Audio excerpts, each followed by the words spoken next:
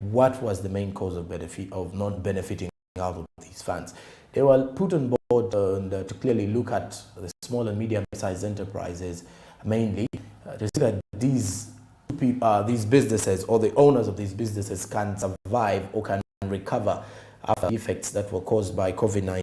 We all know what really happened. The lockdowns we got a number of lockdowns set in the country, and most of these particular lockdowns affected almost everyone, and not only an essential sector, because we may look at that and say only the non-essential workers were affected and the essential workers were never affected, but you could see to the essential were actually laid off from work. Some have not yet even got back to their workplaces, and they decided to actually go back to becoming their own entrepreneurs or their own bosses. And with that, we are joined by Nita Nasuna. You're most welcome.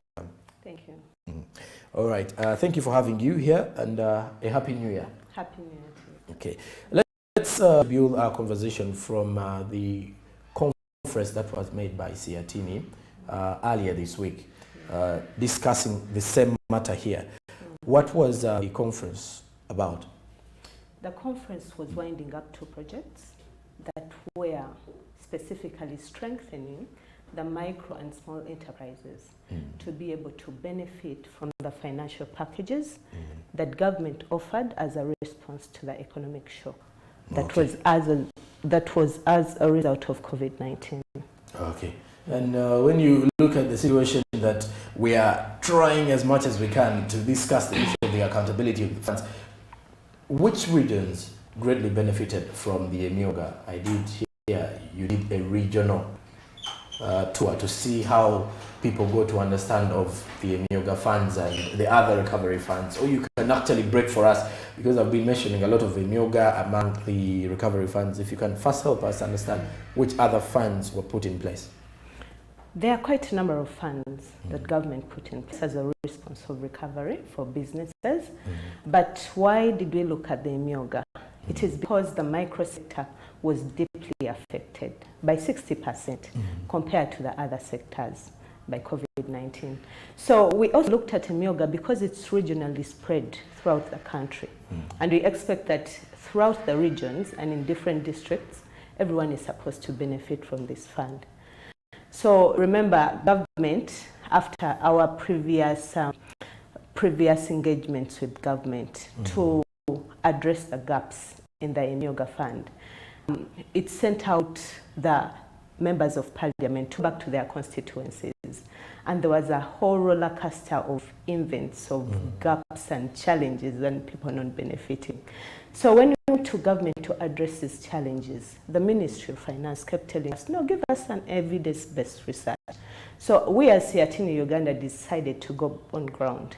And we went to Northern Region, we went to Northeastern, we went to Eastern Uganda, we went to Southwestern Uganda, and then we came to Uganda. So when in our field visits, we found that Northeastern region, it was very amazing and surprising. We found a number of circles had actually benefited. And this was random sampling. These are agro-processors, stakeholders that we engage on different issues as Siatini Uganda. So we called them, it was a random engagement.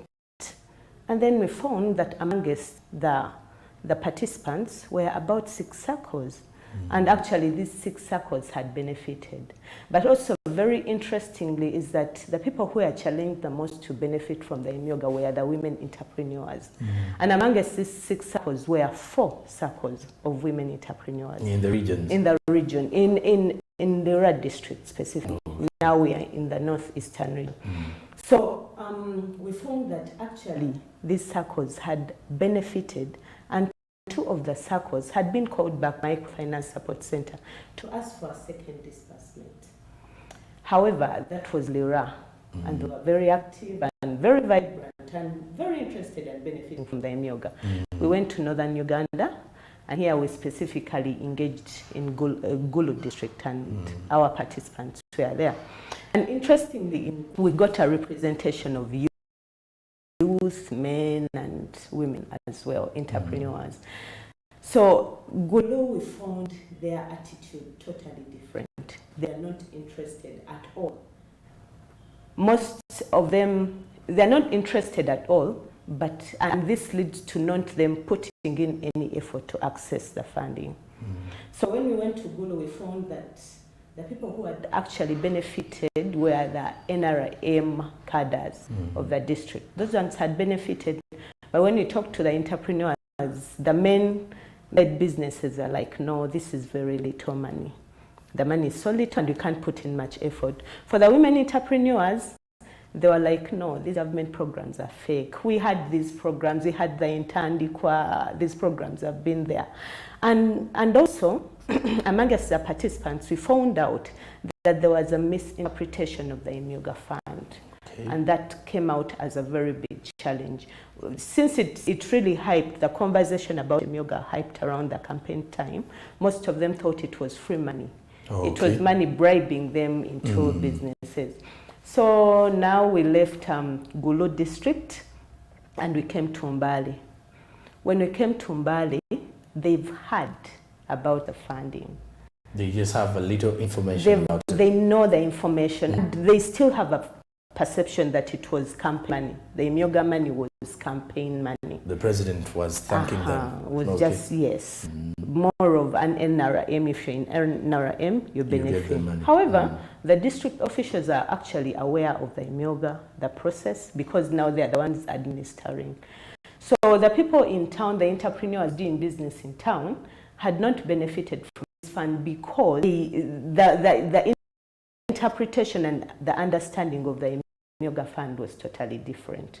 So we went further into now the villages. So we went to Bufoto village, we went to Wana village, and now here in these villages, these people are totally blind about this fund.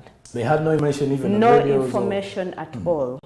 So our question now came down to the district CDOs who we had present, that what are you doing? How come the people do not know? And yet they're supposed to benefit from this funding, and you're responsible to create awareness about this funding. And they said they did not have the resources to go deep down in the remote areas and the villages. Yet interestingly, these villages have groups. They have associations, they're organized. When we went deep down, we found that there were some organized women groups, there are some, and they are serving actually. So there would be a very rich ground, a very easy target for the Emyoga Fund, since they are interested in organized groups. But they were there, and they could actually benefit from this funding, but they actually didn't know. They don't know the process. They've not been approached. So now we went to southwestern Uganda, and here we were in Hoima district. Now here we went to communities. We went to different communities. We went to Busida, Kawada, different mining villages. We went to about 4 communities. Okay. And when we went to these communities, we realized that actually they are serving groups, they are organized. But now is the modalities within the Emyoga. The fact that they have to be joined as associations to form the Emyoga from different constituencies. They have trust issues. They can't trust people they do not know. They have saving groups, so they have decided that no, let us borrow within our groups instead of being joined to the Emyoga, because we don't know those people. And some of the other groups have actually not saved and others have saved. So they feel when they approach the district, they were told that you have to wait for other associations to join you. Yet these associations are actually not saved. So now we realized when we came to a region, we were at Nakawa division, many circles have actually benefited from the Emyoga. They have received the money and they are utilizing it. However, when we went to Wakiso district, there is a challenge at the Wakiso district. There are some people who have accessed, who have been in the process of application for the Emyoga since 2019. All right. With that, let's first take a break, and when we do return, we're going to be talking about the interest rates of these particular funds. We shall also bring about a little bit of the parish model, and then some insight on the issue of the reopening of the economy and how best can small businesses survive, and also sum up the conversation with the reopening of the border between Uganda and Rwanda. Stick around.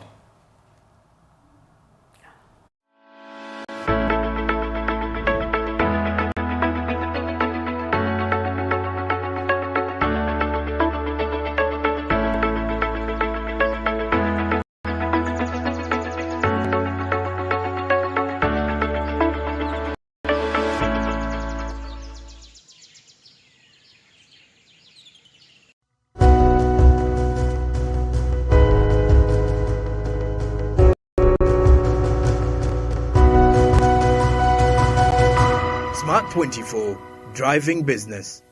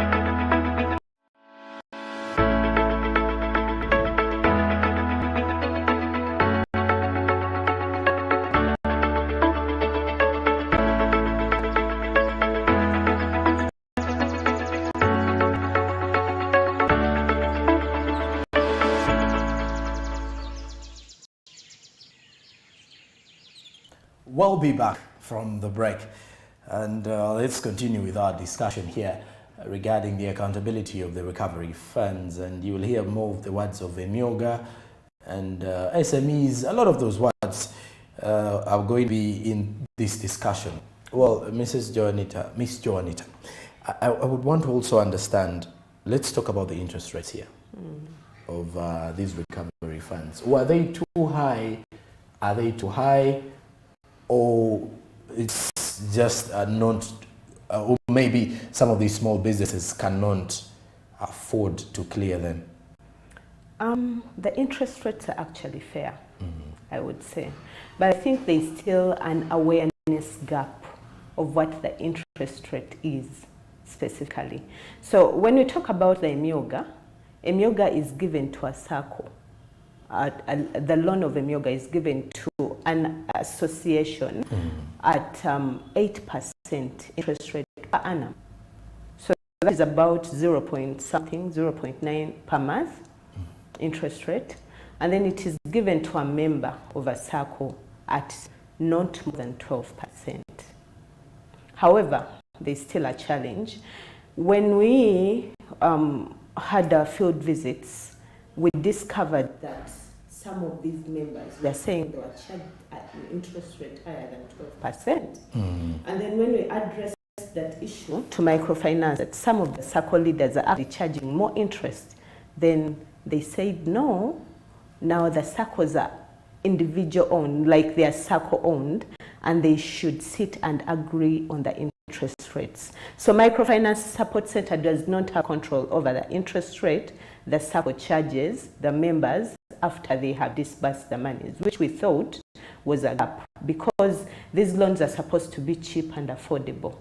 So that became a big challenge. So, however, when we talk about now the Small Business Recovery Fund, which is also another financial package by government, still we are looking at an interest rate that does not go more than 12% annually. So we feel that these interest rates are affordable for businesses and they can actually be beneficial. Yes, to the businesses. Okay, and now let's also look at a way forward for this. How best? But before we actually go there, to the way out of this issue of the recovery funds, we've had the parish model in place. Government initiated it at the beginning of the financial year, 2021-2022. And when you talk about the issue of awareness, yes, I pretty much think it will also affect the implementation of the parish model in the long run. So how do you think the government can address such issues of the awareness, and more so when it also comes to the parish model, linking through communities? Even the parish model will also be targeting communities while coming to top parts here. But how best can we implement it? So the parish model is mainly targeting producers, and this here we focus mainly on agro producers, but also they should be in organized groups, and these are cooperatives at the end of the day. However, we've realized that there's still an awareness gap, and it is still so big. Then people, the beneficiaries are not aware of the modalities and the requirements, and the parish model is now rolling out. So there should be a lot of emphasis on training and awareness, but also providing enough resources to these district CDOs to carry out outreach programs. Since the parish model is going down to the ground parish level, that means the lowest person, a rural woman, a rural man, a producer down there, a farmer, should be able to benefit from this, from the in general. So it's the only way it can work is by through enough training from government, but also mindset change. People are totally negative about government programs. Mindset change is such a big challenge. For those regions that have not benefited and are not putting effort to benefit, it is because they have a negative attitude towards government programs. That is where the effort should be put, mindset change, but also they should also follow the utilization how are people actually using these funds? Because we found that some people are organized in circles, they are salon women, and this money is supposed to benefit their salons. And they get the money and they take it to poultry. What is the utilization? Where is the money? What is the money doing on ground? You've actually mentioned the rightful word there. Say that people normally take money doing other things. They divert the money. Yes. So at the end of the day, when the grace period, these monies have a grace period, you're not supposed to return the money immediately. Emyoga has a 4 months grace period before you start returning the installments. The Small Business Recovery Fund, we also discussed a grace period for it of not less than 3 months as well. But also the Parish Revolving Fund under the Financial Inclusion pillar of the PDM, the Parish Development Model, is also supposed to have a grace period. But if someone got money, for example, a coffee producer, and got money to support them through the or value addition process, yet they get the money and divert it to poultry. So by the time the poultry harvests to be able to return this, they cannot be able to return it. So there should be also a lot of training on